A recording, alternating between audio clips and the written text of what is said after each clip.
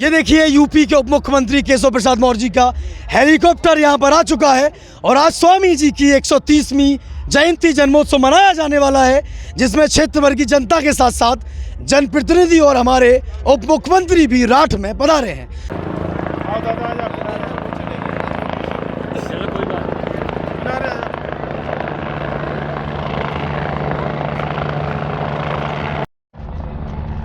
ये देखिए हेलीकॉप्टर उतर चुका है, पत्रकार बंधु भी इस तरफ मौजूद हैं, पुलिस प्रशासन भी मौजूद है और केशव प्रसाद मौर्य जी स्वामी जी का 130वां जन्मोत्सव मनाने के लिए राठ आ चुके हैं। ये देखिए उनका हेलीकॉप्टर लैंड हो रहा है, कैमरे पे आपको नजर आ रहा होगा।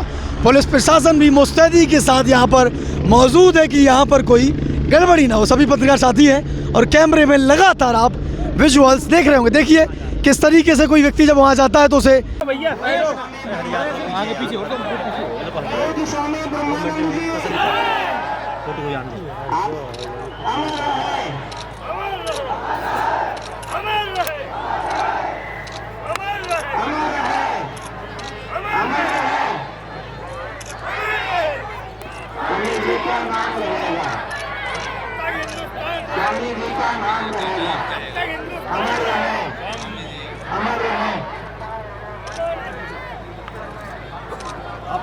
द्वारा पूज्य स्वामी जी के इस तपोवन पर पुष्पार्चन करने के पश्चात मनोज प्रजापति जी,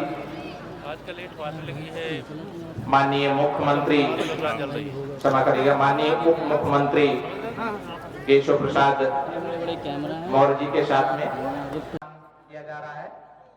माननीय श्री संदीप सिंह जी का शॉल जल्दी से करें, ऐसा आज के दिन आह्वान करता हूं। आज हमारे साथ में जिन्हें अभी आप सुन रहे थे, प्रदेश सरकार में मंत्रिपरिषद में हमारे साथी और उत्तर प्रदेश में मुख्यमंत्री बहुत हुए जिनका नाम कई लोग याद रखते हैं, कई लोग भूल भी जाते हैं, लेकिन जिनका नाम न भूला है और न भूलेगा, ऐसे बाबूजी कल्याण सिंह जी के पोते श्री संदीप सिंह जी, वह भी मेरे साथी यहाँ पर आए हैं। हमारे 2014 में लोकसभा में हमारे साथी के रूप में दोनों लोग हम लोग साथ साथ चुन करके गए थे। यहाँ के निवर्तमान सांसद श्री पुष्पेंद्र सिंह चंदेल जी, हमारे इस क्षेत्र की लोकप्रिय विधायक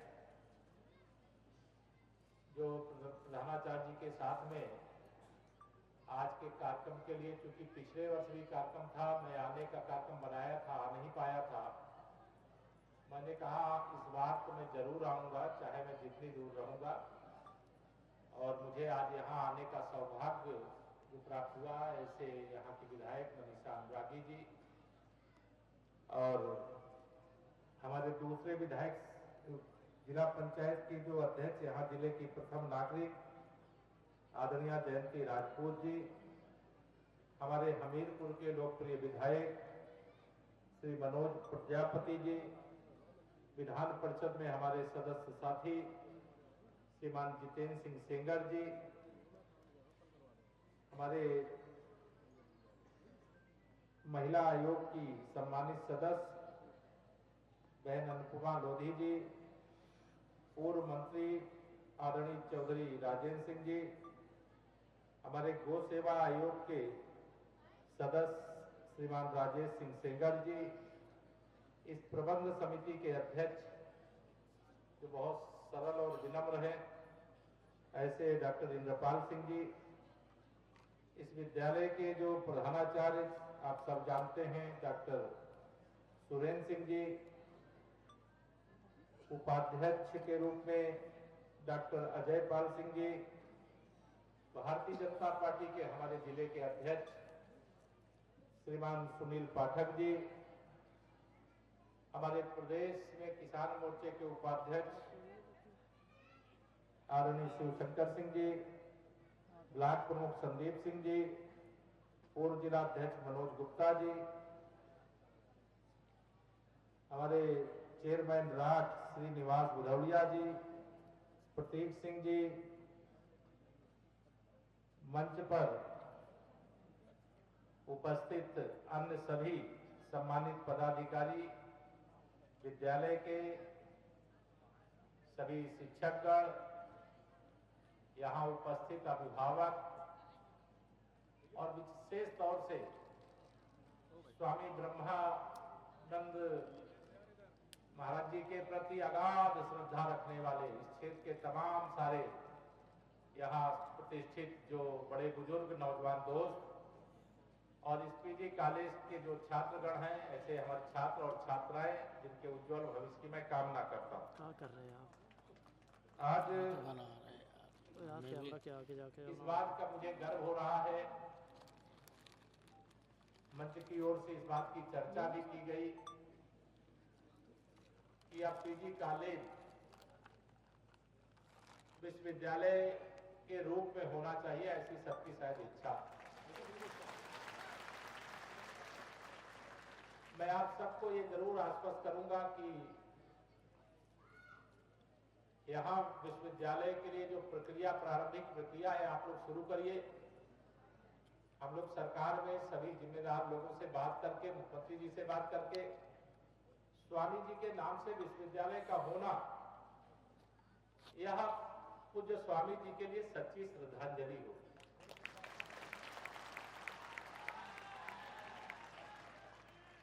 और मैं इसमें अपना कोई भी योगदान कर पाऊंगा तो मेरा सौभाग्य होगा। जिन स्वामी जी के बारे में मैं अगर यहाँ पर कुछ बताऊंगा तो लगेगा मैं भगवान सूर्यदेव को दीपक दिखाना चाहता हूं। स्वामी जी का संपूर्ण जीवन एक गृहस्थ के रूप में, फिर एक पूज्य संत और साधक के रूप में, और अभी मुझे बताए कि जो गोरक्षा के लिए एक आंदोलन जिसमें देश भर से लाखों की संख्या में गो भक्त संसद का घेराव करने पहुंचे थे, उसमें एक स्वामी जी भी थे। और संसद के अंदर वो जाना चाहते थे तो उन्होंने कहा कि नहीं, आप सांसद नहीं, वहां सांसद ही जा सकते हैं।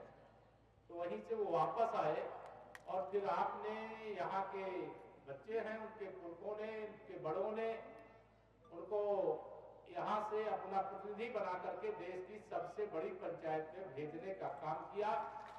और स्वामी जी ने समाज सेवा की दृष्टि से जो काम किया है वह अनुकरणीय है।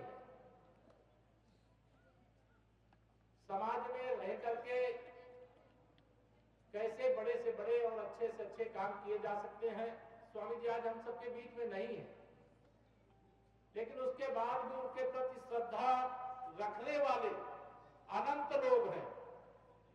अभी मैं जब यहाँ आ रहा था, कई कार्यक्रमों में हिस्सा लेते हुए पूज्य स्वामी जी की समाधि पे गया तो नारे लगे, स्वामी जी अमर नहीं है, स्वामी जी का स्वप्न अधूरा, हम सब लोग मिलकर के करेंगे पूरा, मुझे भी उसमें शामिल कर लीजिए। देखिए, यह जहां पर परम पूज्य स्वामी जी की समाधि है, वह केवल एक पीजी कॉलेज नहीं है, वो एक तीर्थ स्थल है। और ऐसे तीर्थ स्थल पे आना मैं तो अपना सौभाग्य मानता हूं। 4 दिसंबर तो पूज्य स्वामी जी की जन्म जयंती है। ऐसे भी जब कभी मौका मिलेगा जरूर आने का प्रयास करेंगे, आशीर्वाद लेने का प्रयास करेंगे। आप सब लोग यह जरूर प्रयास करें, समाज के लिए जो परम पूज्य स्वामी जी ने इतनी बड़ी, एक तरह से कहिए कि विरासत हुआ कहिए, छोड़ करके गए हैं, उसको और अच्छा कैसे किया जाए, इसके लिए क्षेत्रवासियों का भी आह्वान है। सरकार की ओर से जो होना वो तो हो जाएगा, वो कोई सरकार इस समय देश में माननीय नरेंद्र मोदी जी के नेतृत्व में है और प्रदेश में आदरणीय योगी आदित्यनाथ जी के नेतृत्व में। भारतीय जनता पार्टी की डबल इंजन की सरकार में पूज्य स्वामी जी का कोई स्वप्न अधूरा रह जाए ऐसा असंभव है, उसको पूरा करने का हर कीमत पर प्रयास किया जाए। अभी प्रदर्शनी लगी थी, मैं प्रदर्शनी की देखा, उनका पूरा जीवन त्याग की, तपस्या की, समाज में कैसे सेवा की एक साक्षात प्रतिमा है। उनके मैंने चित्र ही नहीं देखे, किस प्रकार के बर्तन में वो भोजन बनाते थे, ग्रहण करते थे, किस प्रकार से वह वस्त्र धारण करते थे, किस प्रकार के बिस्तर में वह विश्राम करते थे, वह सब देखने का आज मुझे सौभाग्य मिला। मैं अपने को धन्य मानता हूं। आप सबको स्वामी जी के अधूरे स्वप्न को पूर्ण करने के लिए जो आप लोग कर सकते हैं, जो अच्छे सुझाव दे सकते हैं, दीजिएगा। जो हम लोगों की ओर से हो सकता है वो हम सब लोग मिलकर के करेंगे। और लगातार आप सब देख रहे हैं, अभी मुझे यहाँ प्रधानाचार्य जी ने मुझे एक ज्ञापन सौंपा है कि कुछ यहाँ पर तात्कालिक जरूरतें हैं। उन जरूरतों को ध्यान में रखते हुए उसका एक प्रस्तावित एस्टीमेट भी बनाना चाहिए कि क्या संभावित लागत आएगी। उसको भी हम लोग सरकार की ओर से जो करना होगा, कराना होगा, उसके लिए भी हम पूरा प्रयास करेंगे। उसमें भी कोई कमी न रह जाए, इसका हम हर हाल में ध्यान रखेंगे। अब हमीरपुर जनपद भारतीय जनता पार्टी के दृष्टिकोण से बड़ा महत्वपूर्ण जिला, हमारे पूरा बुंदेलखंड ही बहुत महत्वपूर्ण। पूज्य स्वामी जी के स्वप्नों का बुंदेलखंड बनाने का प्रयास हम लोग कर रहे हैं। आप सबको अगर मैं याद दिलाऊं कि 2014 का जब लोकसभा चुनाव हुआ था और 2024 में जब मैं आपके सामने खड़ा हूं, 2017 के जब विधानसभा चुनाव हुए थे और आज की स्थिति, बताइए अंतर आया है कि नहीं आया? बदलाव आया है कि नहीं आया? ये कोई हमने नहीं किया बदलाव, सरकार में बैठने का आदेश जनता ने दिया। और बुंदेलखंड को, मैं ये क्योंकि विद्यालय परिसर है, कहने का विषय नहीं है, लेकिन बुंदेलखंड ने सदा कमल खिलाया है और बुंदेलखंड को भी हमारी डबल इंजन की सरकार कमल की तरह खिलाने का काम लगातार कर रही है। कभी शायद आप लोगों ने चर्चा तो बहुत होती थी कि आप बुंदेलखंड एक्सप्रेस वे बने, लेकिन आज बनकर के तैयार। आपको आज लखनऊ जाना हो तो ये सोचना नहीं पड़ेगा कि रेल से जाए, ट्रेन से जाए कि सड़क मार्ग से जाए। आज वो परिवर्तन आया। केंद्र बेतवा की जो योजना है वो धरातल पर पहुंचने वाली। गरीबों के सशक्तिकरण की दिशा में जो पूज्य स्वामी जी का सबसे महत्वपूर्ण स्वप्न था, बुंदेलखंड को गरीबी के लिए जाना जाता था, विकास की दृष्टि से उपेक्षित क्षेत्र के रूप में जाना जाता था, पीने के पानी का संकट जो लगातार खड़ा रहता था, इसके लिए जाना जाता था। लेकिन मुझे इस बात की प्रसन्नता है कि जब से भारतीय जनता पार्टी की डबल इंजन की सरकार देश प्रदेश में बनी है, तब से सूखे के कारण पानी की समस्या को लेकर के भी, गरीबी के कारण पलायन को लेकर के भी, शिक्षा को लेकर के भी, आज शायद बुंदेलखंड में मुझे लग रहा है कि 2 की 3 विश्वविद्यालय हो गए। 2 विश्वविद्यालय, एक कृषि विश्वविद्यालय हो गया, एक बुंदेलखंड विश्वविद्यालय, 2 हो गए। 3 ठीक है, एक केंद्रीय विश्वविद्यालय झांसी में, यहाँ 3 विश्वविद्यालय बुंदेलखंड क्षेत्र में। चित्रकूट वाला जो रामभद्राचार्य महाराज का जो दिव्यांग विश्वविद्यालय है, वहां भी अगर जोड़ लो तो 4था विश्वविद्यालय हो जाएगा। थोड़ी देर में फोन लौटा। तो विश्वविद्यालय की दृष्टिकोण से भी यहाँ पर लगातार अच्छा से अच्छा कुछ हो, सरकार इसके लिए प्रयासरत है। और बुंदेलखंड की जो समस्याएं हैं उनके समाधान की दृष्टि से भी लगातार सरकार प्रयास कर रही है। हम सब जिस बैकग्राउंड से भी होकर के आए हैं, जिस गरीबी के दलदल से जूझते हुए निकल करके सार्वजनिक जीवन में उत्तर प्रदेश की सेवा करने का आज अवसर मिला है। जब मैं देखता हूं कि बिना घर, जिनके पास रहने का घर नहीं था, उनको प्रधानमंत्री और मुख्यमंत्री आवास योजना से आच्छादित कर दिया गया है। आज गरीब का बच्चा भी प्राथमिक विद्यालय या जूनियर जहां वो पढ़ाई करना चाहता है, तो अमीरी और गरीबी के कारण से उसके जीवन में कोई समस्या नहीं आने पाएगी। वो कोई प्रतियोगी परीक्षा का हिस्सा बनना चाहता है, बड़ी कोचिंग उसके पास जाने की सामर्थ्य नहीं है, तो जैसा अभी संदीप जी चर्चा कर रहे थे, अंत्योदय योजना के अंतर्गत हमारी हर जिले में ऐसे कोचिंग के संस्थान चल रहे हैं जहां बच्चे पढ़ करके सिलेक्ट भी हो रहे हैं। आप सब आगे बढ़िए जी, सरकार हर प्रकार से आपके साथ है। अब पीने के पानी की समस्या तो इसलिए खत्म हो रही कि हर घर नल से जल पहुंचाने का काम लगभग अंतिम चरण में। थोड़ी समस्या उसमें बची है कि लोगों के जो पाइपलाइन डालने के लिए रास्तों को कुछ तोड़फोड़ हुई थी, वो जैसा बनना चाहिए अभी शायद वैसा सभी जगह नहीं बन पाया, उसको भी बनाने का काम करेंगे। कहीं बच्चों को आने जाने में, कहीं बुंदेलखंड के वासियों को, प्रदेश के वासियों को किसी प्रकार की असुविधा ना हो, इसका हर हाल में ख्याल रखा जाएगा। और डबल इंजन का सरकार का जो खजाना है वो बुंदेलखंड के विकास के लिए समर्पित है, ये मैं आपको कहना चाहता हूं। कोई कमी नहीं रहेगी, आप भरोसा रखिए। बाकी बातें बहुत सारी हैं। मैं आज अपने लिए सौभाग्य का दिन मानता हूं कि आज मुझे यहां पर आकर के आप सबके बीच में दो शब्द रखने का सौभाग्य मिला है।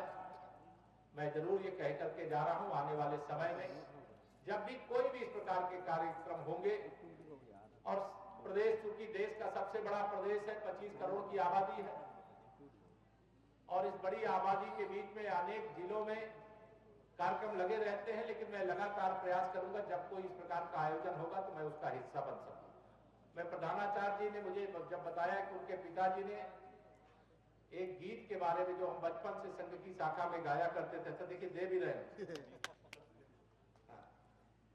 कि बचपन से हम लोग गाते रहते थे कि चंदन है इस देश की माटी, तपो भूमि हर ग्राम है, हर बाला यानी हर बेटी, हर बाला देवी की प्रतिभा, बच्चा बच्चा राम। ये वही कविता मुझे आपने समर्पित की, मैं इसके लिए बहुत आपका धन्यवाद करता हूं। हाँ, और ये पूरे एक तरह से कहिए इस गीत के अंदर पूरे भारत की संस्कृति समाई हुई। यदि राम का नाम आते ही स्वाभाविक तौर से हर बच्चे के अंदर आदर्श का भाव आ जाए। मैं बच्चों से कहूंगा कि आप ये ध्यान रखना, जो भी बच्चे, भगवान श्री राम के बारे में कहा जाता है, प्रात काल उठ के रघुनाथा, माता पिता गुरु नामई माता। जो बच्चे सुबह उठ करके अपने माता पिता के चरण छू करके दिन की शुरुआत करेंगे, जीवन के पथ पर उनके पुष्प विषय रहेंगे, कभी उनको कोई असफल होता नहीं देख पाएगा। ये भरोसा रखना, और इस भरोसे के साथ हमारी बेटियां, बेटी पढ़ाओ, बेटी को बढ़ाओ आगे, ये हमारी सरकार का संकल्प है। और सरकार हर बेटी को आगे बढ़ते हुए आज हर क्षेत्र में बेटियों का उतना ही योगदान है जितना बेटों का योगदान। आपके योगदान की प्रशंसा करता हूं। हर क्षेत्र में आपने कीर्तिमान स्थापित किया है। आपके तो खैर हमीरपुर की जिला पंचायत अध्यक्ष भी महिला है, आपकी यहाँ की विधायक भी महिला है, आपकी जो महिला आयोग की सदस्य के रूप में अनुपमा जी बैठी, वह भी, और कई हमारी महिला पदाधिकारी कार्यकर्ता बैठी हुई। तो आप सब आगे बढ़े, और जो घर के बड़े लोग हैं उनसे भी आह्वान करूंगा कि बच्चों को शिक्षा के साथ साथ हमें संस्कार देने का काम करना, क्योंकि संस्कारित बच्चे शिक्षित होने के बाद भी वह कभी अपने घर, परिवार और क्षेत्र को, गांव को नहीं भूलते। लेकिन जो केवल शिक्षा पाते हैं और संस्कार नहीं पाते हैं, तो बड़े होने के बाद, सफल होने के बाद बहुत कुछ भूल जाते हैं। इसे सबका दायित्व सामूहिक रूप से है कि उस दिशा में आगे बढ़े। आज क्योंकि इस समय बहुत सारे राजनीतिक उथल पुथल, कल हम लोगों को महाराष्ट्र में हमारी सरकार बन रही है, वहां शपथ ग्रहण के कार्यक्रम में भी जाना है। प्रयागराज में 2025 13 जनवरी से कुंभ का मेला होने जा रहा है। उसका सबको निमंत्रण देता हूं, आमंत्रण देता हूं। आप सब आने का प्रयास करेंगे तो मुझे बहुत खुशी हो।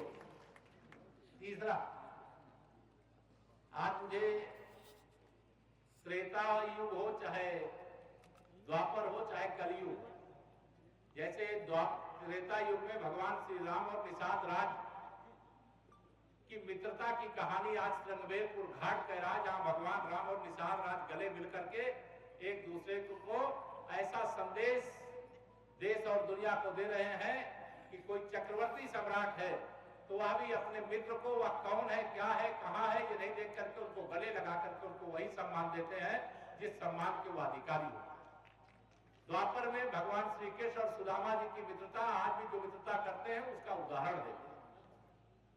कलयुग बहुत सारे उदाहरण, लेकिन एक उदाहरण प्रयागराज के कुंभ का मैं देख करके अपनी बात खत्म करूंगा। प्रयागराज में 2019 में अर्धकुंभ का मेला, 24 करोड़ लोगों ने कुंभ में डुबकी लगाई थी, संगम में डुबकी लगाई थी। उसमें देश के प्रधानमंत्री माननीय नरेंद्र मोदी जी भी आकर के डुबकी लगाए थे। लेकिन डुबकी लगाने के बाद, स्नान करने के बाद उन्होंने एक कार्यक्रम को संबोधित करना था। उससे पहले जो किया हम लोग को मालूम नहीं था, हम लोग भी थे वहां पर। उन्होंने सफाई, जो मेले में इतनी स्वच्छता, इतनी भव्यता, इतनी सुरक्षा ऐसी थी, अविरल और निर्मल गंगा मैया का, यमुना मैया का प्रवाह था कि हर व्यक्ति को अभिभूत कर देता था। और प्रधानमंत्री जी स्वयं जमीन पर बैठ करके सफाई करने वाले कर्मचारियों को कुर्सी पर बैठा करके अपने हाथों से उनके चरण को धो करके सम्मान देने का काम किया था। या मैं जब कह रहा हूं ना कि त्रेता युग हो चाहे कलयुग हो चाहे द्वापर हो, सभी युगों में इस प्रकार से सामाजिक समरसता, बहुत सारे लोग समाज को बांटने में लगे हुए। हमें समाज को बांटने नहीं देना है। प्रधानमंत्री जी ने एक महामंत्र दिया है, एक है तो सेफ है। और इस महामंत्र को हम सबको याद भी रखना चाहिए, जीवन में उसका आचरण भी करना चाहिए। देश के सामने अनेक प्रकार के संकट हैं। यहाँ विद्यार्थी बैठे हुए, भारत दुनिया की महाशक्ति बन रहा है। आज भी कुछ सैटेलाइट इसरो लॉन्च करने जा रहा है। अभी मैं प्रधानमंत्री जी का एक इंडिया टीवी के उसमें एक कार्यक्रम चल रहा था, तो उसमें किसी दर्शक ने वहां पे सवाल पूछा कि आप चंद्रमा पर तिरंगा फहरा दिए, वहां चंद्रयान पहुंच गया। तो उन्होंने कहा था लेकिन पाकिस्तान में अंधेरा। उन्होंने कहा पाकिस्तान वालों को अपने झंडे में चांद चाहिए, लेकिन भारत को चांद पर तिरंगा चाहिए। ये प्रधानमंत्री जी ने कहा। आत्मनिर्भर भारत की बात उन्होंने की, मेक इन इंडिया की बात उन्होंने की, गरीब कल्याण का विषय उन्होंने उठाया, स्टार्टअप का अवसर उन्होंने दिया। बीमारी के कारण किसी को पैसे के अभाव में जीवन न त्यागना पड़े, वह सुविधा प्रधानमंत्री मोदी जी ने दिया। एक गरीब माँ बाप के बेटे हैं, गरीबों का दर्द जानते हैं, उसको दूर करने का लगातार काम किए। बहुत सारी बातें उस पर न जाकर के बच्चों का भी आह्वान करूंगा। आजकल तो आप सबके पास मोबाइल फोन है और उसमें पूरी दुनिया को घर बैठे देखने का अवसर है, लेकिन मोबाइल का अपने ज्ञान वर्धन के लिए उपयोग करिएगा। केवल मनोरंजन में पूरा समय मोबाइल में न बीत जाए, ऐसा भी मैं आप सबसे अपील करता हूं, आह्वान करता हूं।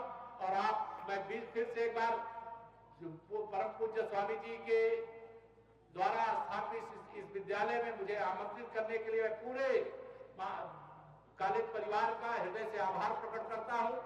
आप सब ने मेरी बातों को सुना, इसके लिए धन्यवाद करता हूं। भविष्य में जो भी मैं कह करके जा रहा हूं उसके लिए पूरा प्रयास करूंगा। एक बार फिर से दोहराता हूं, और जब भी कभी आने का अवसर मिलेगा तो इस धरती की मिट्टी को अपने माथे लगा करके जाऊंगा। इतना निवेदन करके अपनी वाणी को देता हूं विराम। जरा जोर से बोलिए, परम पूज्य स्वामी ब्रह्मानंद जी महाराज, परम पूज्य स्वामी ब्रह्मानंद जी महाराज। भारत माता की, भारत माता की जय श्री राम। बहुत बहुत धन्यवाद।